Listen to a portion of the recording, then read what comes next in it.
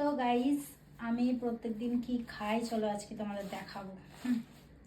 আমি সকাল থেকে কোনো টিফিন করিনি, এখন 2:30 বাজে। আর মাকে বললাম 2টো রুটি দিতে, এই যে 2টো রুটি।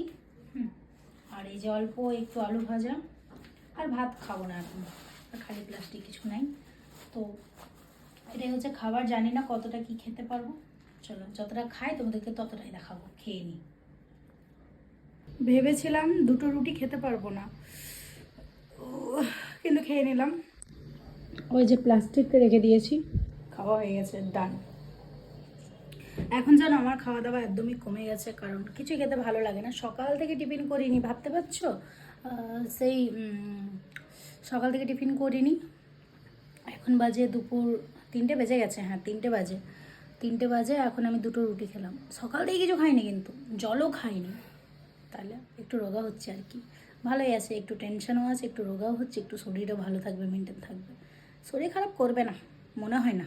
না খেলে শরীর খারাপ করে, মানুষের খেয়ে শরীর খারাপ করে, কিন্তু না খেয়ে কোনো দিনও শরীর খারাপ করে না। তাই তো? ঠিক বললাম তো? যদি না বলে থাকি ঠিক, তাহলে কমেন্টে জানিয়ে যাও যে না ভুল।